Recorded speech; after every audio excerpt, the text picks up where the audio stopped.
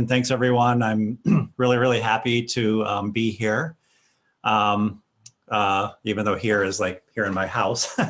So it's so odd because I continue to project myself. When I was thinking about this event, I was thinking about standing at a podium in the middle of the rotunda at the Capitol and forgot that, no, I'm just gonna be sitting at my dining room table with my little buffet sitting behind me.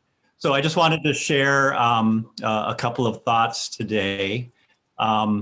This is a variation on some comments that I shared when we celebrated the anniversary of the passing the Ryan-White Act. I think we came up on I can't remember, was it the 30th or 25th anniversary a few months ago.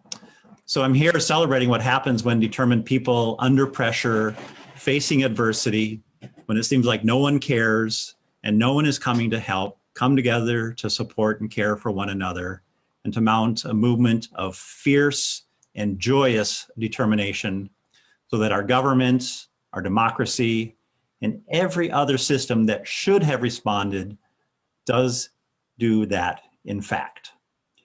To center us, though, first, I'd like to just remember those who gave their lives, literally, working so hard in the previous years, building the institutions that are represented here today, the organizations, the programs, the services, the philosophies, when no one else was stepping up. For me, these were many of my friends, my mentors, people who are responsible for the kind of person I am today. I remember in particular, Keith Gann, Perry Tilleris, Mick Flanagan, Carlton Hogan, Bruce Brockway, Jim Shalgren, and many more. And I'd like to invite folks, I'm not sure if, I think everyone has access to the chat. Hopefully you do, and if you do, it'd be wonderful to drop a name or a small tribute to folks who have been your inspiration and hero, who's passed before us, on whose shoulders we stand. I found these words from Carlton Hogan, who was a good friend of mine, one of the forerunners and founders and fierce advocates of the Aliveness Project. And they just so perfectly embody that fierce determination to live a life of dignity and self-determination and to challenge the establishment. He said, let's face it, problem patients often live longer. We may not make a lot of friends in the medical establishment, although it is heartening how many doctors and nurses are beginning to recognize self-empowerment for the positive life force it is. But hey, if making friends were our main objective, I'm sure we could find better places than hospitals anyway. Problem patients have very strong opinions about what is in their best interest. And while willing to listen to reasonable alternatives, are tremendously stubborn when they feel it necessary. So Carlton was a Native American. He was a straight guy. And so he was also fond of saying, I'm a straight man and homophobia is killing me. I just remember hearing him say that all the time.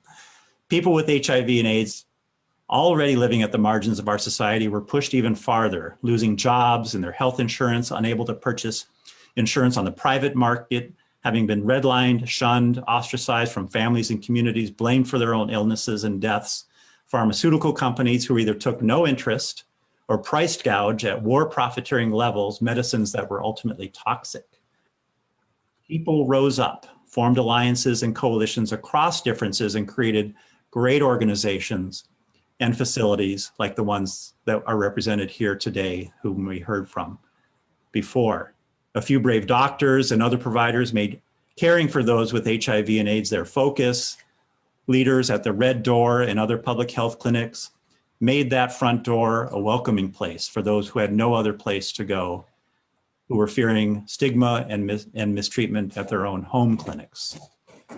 And now, with the advent, of course, of highly effective treatment, HIV and AIDS has become what some would call a chronic but manageable illness. And as such, the level of focus and engagement has dropped off dramatically, I won't lie. But the movement continues and must be sustained until HIV and AIDS has been wiped off the face of this earth, and until we recognize that healthcare is unquestionably a human right. Plagues and pandemics no longer target the most vulnerable and the most marginalized, and until we have a public health structure that keeps us as safe and healthy as possible and effectively swings into action, this movement must be sustained. Challenges remain. Stigma and discrimination are still with us. People are still losing jobs, housing, insurance, care, and even their families. Just a few months ago, in a very secretive and opaque process, a state agency here in Minnesota sought to eliminate access to certain HIV and AIDS medications to those who are on Medicaid and in the ADAP program for economic reasons only. The community rose up and put a stop to that, but only temporarily. I have a bill that would create that change on a permanent basis and revamp any process that could occur and continue out of sight, out of scrutiny, and with no collaboration.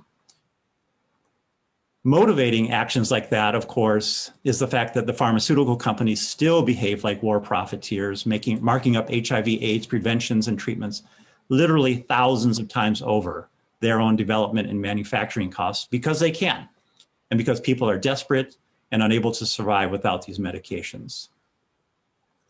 I am also here to uphold and celebrate the fact that Hennepin County, the city of Minneapolis, the state of Minnesota have officially adopted a policy legislatively mandated in the case of the state of Minnesota to end HIV/AIDS. We still have 300 new HIV infections per year in Minnesota, and a number that hasn't actually changed at all in literally decades. Far too many people are still walking around unaware of their HIV status, and far too many have insurmountable barriers to prevent them from receiving the kind of sustaining care that also allows them to avoid transmitting to others. I commend the amazing work of those in the community and in the array of state and local agencies committed to and working hard on this vision. But we have a lot to do to build the political will and to align the appropriate policies and resources to achieve it.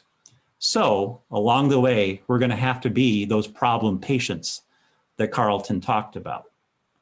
So in the spirit of those brave souls, their families, their allies and friends who stood up to those who had kicked them out of jobs, who continue to stand up out of jobs, homes, communities, schools, families, let's celebrate how far we've come, how much our movement has affected, how we think about healthcare, public health, self-determination, dignity, and justice. But also let's think about how the work continues, but always with that sense of joy and that awesome privilege, knowing that we are part of something that's bigger than ourselves in advancing the great cause of human progress.